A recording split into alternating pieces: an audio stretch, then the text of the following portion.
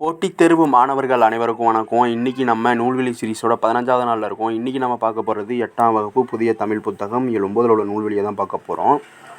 முதலாவதாக நம்ம பார்க்க போகிறது இயல் 9ல் உள்ள உயிர்குணங்கள் என்னும் பாடப்பகுதியில் உள்ள இறையரசனின் நூல்வெளியை தான் பார்க்க போகிறோம்.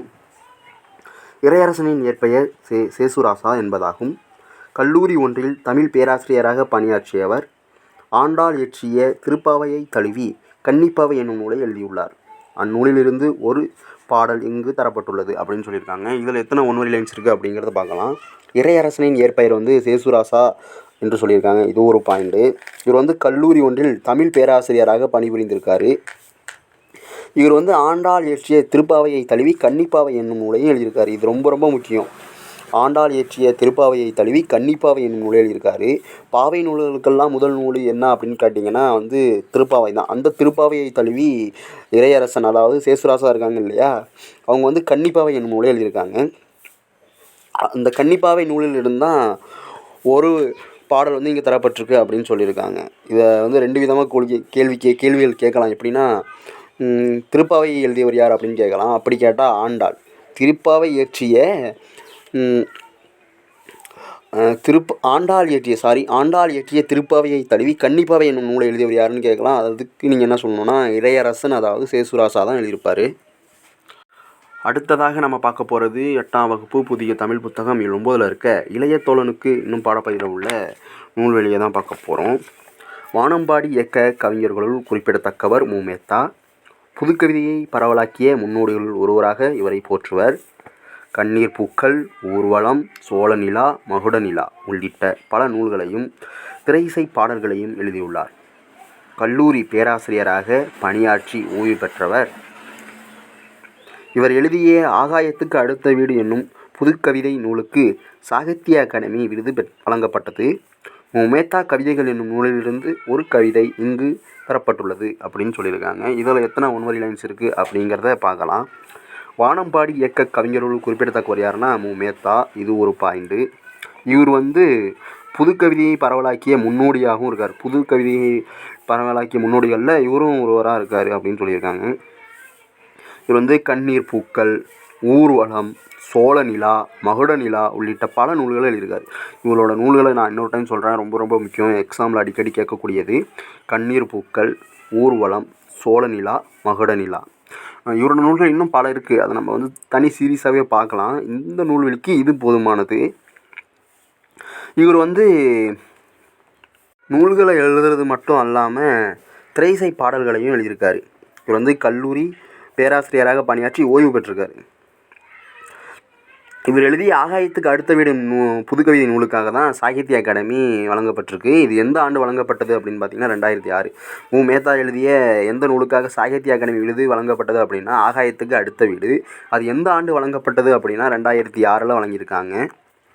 இங்கே பாடமாக கொடுக்கப்பட்டிருக்க கவிதை மு. மேத்தா கவிதைகள் என்னும் நூலிலிருந்து ஒரு கவிதை இங்கே நமக்கு கொடுத்துருக்காங்க அப்படின்னு சொல்லியிருக்காங்க. நூலில் ரொம்ப ரொம்ப முக்கியமானது எதுனா மு. மேத்தா வாங்கிய அந்த சாகித்ய அகாடமி வாங்கிய நூல்.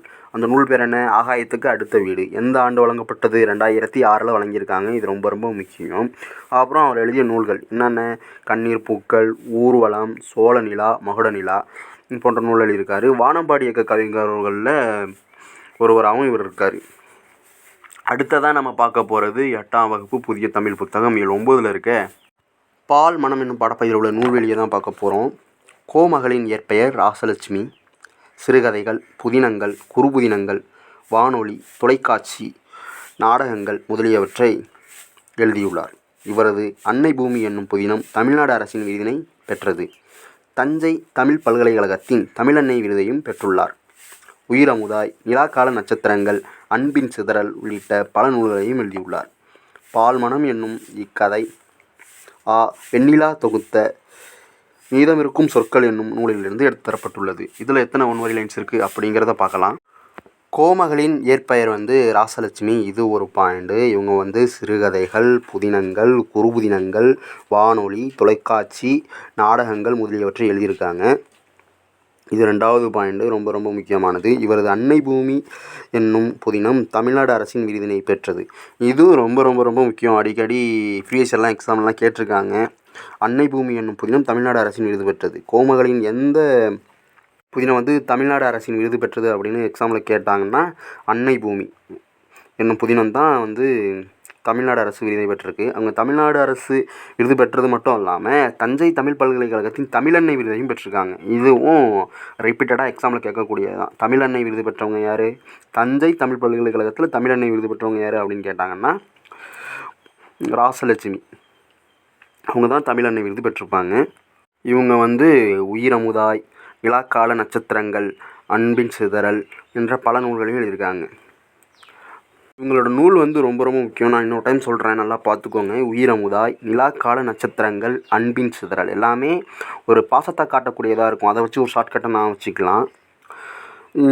பால்மணம் என்னும் இக்கதை வந்து வெண்ணிலா தொகுத்த மீதம் இருக்கும் சொற்கள் என்னும் நூலிலிருந்து எடுத்து தரப்பட்டிருக்கு.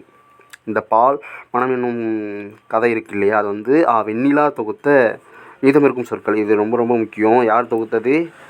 வெண்ணிலா தொகுத்த மீதம் இருக்கும் சொற்கள் என்னும் நூலிலிருந்து எடுத்து தரப்பட்டிருக்கு அப்படின்னு சொல்லியிருக்காங்க.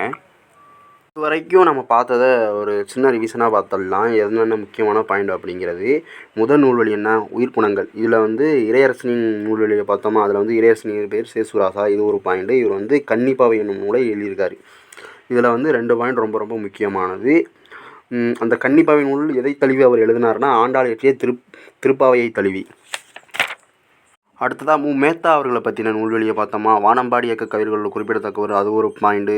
அதுக்கப்புறம் பார்த்திங்கன்னா இவர் வந்து கண்ணீர் பூக்கள், ஊர்வலம், சோழ நிலா, மகுட நிலா போன்ற பல நூல்கள் எழுதியிருக்காரு. இவர் வந்து நூல்கள் மட்டுமல்லாமல் திரையிசை பாடல்களையும் எழுதியிருக்காரு அப்படின்னு பார்த்தோம். இவர் வந்து தமிழ் கல்லூரி பேராசிரியராக பணியாற்றி ஓய்வு பெற்றவர் அப்படின்னு பார்த்தோம். இவர் எழுதிய இந்த ஆகாயத்துக்கு அடுத்த வீடு ரொம்ப முக்கியம்.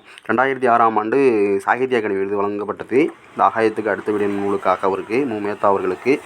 லாஸ்ட்டாக பார்த்த நூல்வெளி இது, அதாவது கோமகளை பற்றின ஒரு நூல்வெளியை பார்த்தோமா. கோமகளின் இயற்பெயர் ராசலட்சுமி. அவங்களோட இயற்பெயர் வந்து ராசலட்சுமியா. இவங்க வந்து சிறுகதைகள், புதினங்கள், குறுபுதினங்கள், வானொலி, தொலைக்காட்சி, நாடகங்கள் முதலியவற்றை வந்து எழுதியிருக்காங்க. இவரது அன்னை பூமி தான் புதினம் தான் தமிழ்நாடு அரசின் விருது பெற்றிருக்கு. ரொம்ப முக்கியம். அன்னை பூமி என்னும் புதினம் வந்து தமிழ்நாடு அரசின் விருது பெற்றிருக்கு. இவங்க வந்து தஞ்சை தமிழ் பல்கலைக்கழகத்தின் தமிழன்னை விருதையும் பெற்றிருக்காங்க. இவங்க வந்து உயிரமுதாய், நிலாக்கால நட்சத்திரங்கள், அன்பின் சிதறல் போன்ற நூல்களையும் எழுதியிருக்காங்க அப்படிங்கிறத பார்த்தோம். பால்மணம் என்னும் கவிதை வந்து வெண்ணிலா தொகுத்தது. இது ரொம்ப முக்கியம் அப்படின்னு சொன்னோம்னா வெண்ணிலா தொகுத்த மீதம் இருக்கும் சொற்கள் என்னும் நூலிலிருந்து எடுத்து தரப்பட்டிருக்கு அப்படின்னு சொல்லியிருக்காங்க. இன்றைக்கி நம்ம 8ஆம் வகுப்பு புதிய தமிழ் புத்தகத்தில் உள்ள இயல் 9 உள்ள நூல்வெளியை பார்த்துருக்கோம். நாளைக்கு நம்ம 9ஆம் வகுப்பில் உள்ள இயல் 1 பார்க்கலாம். நன்றி, வணக்கம்.